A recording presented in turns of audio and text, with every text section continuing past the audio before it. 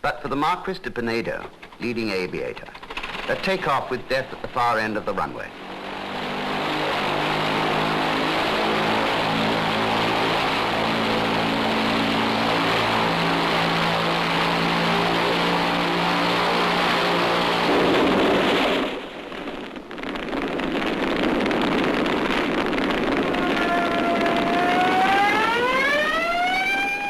Progress demands its sacrifices.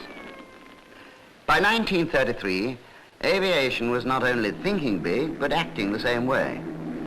A great armada of Italian flying boats crosses the Atlantic to take New York by storm. Along Broadway, General Balbo and his team of pilots receive the kind of reception that avenue specializes in. And that year, Broadway gave a lot of receptions.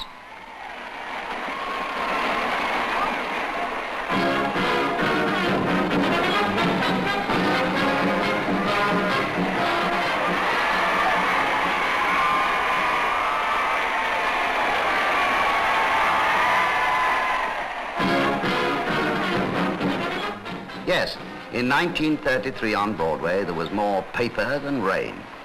Everybody got a great kick out of it. Everybody, that is, except the street cleaners. But, as we said, progress demands its sacrifices. Along with the pioneering routine flights, as routine as taking British Prime Minister Ramsay MacDonald to Geneva for the League of Nations.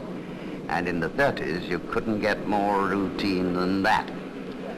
Disarmament, peace. Those were the words in every language you could think of.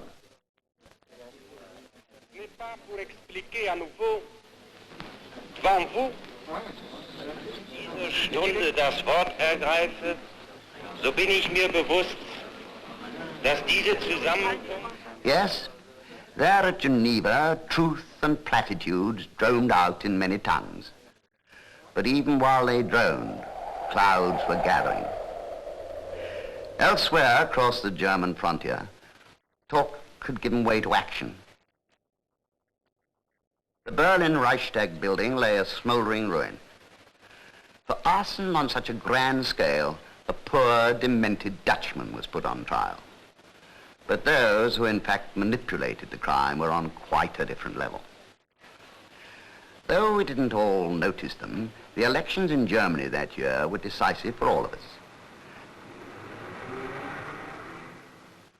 Because of their alleged part in the fire, the communists lost most of the votes. But most important, they lost them mainly to the National Socialist Party. Suspicious though he was of the party, the aged President Hindenburg chose to support it as the least of many evils. And even conservative von Papen didn't exactly say no. But then von Papen hardly said no to anyone. Though they didn't get an overwhelming majority, the Nazis made it look as though they had. With their novel techniques, appeal and lively methods, there was little doubt that they were in a position to command all the support they needed.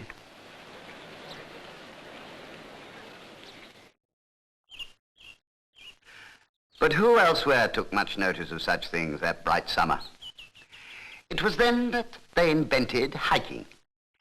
It was as though, after a century of mechanical propulsion, walking needed a new slogan, a new gimmick to sell it. But at least it sold all right. Motoring was becoming cheaper all the time in the 30s, and on the roads you certainly began to notice it.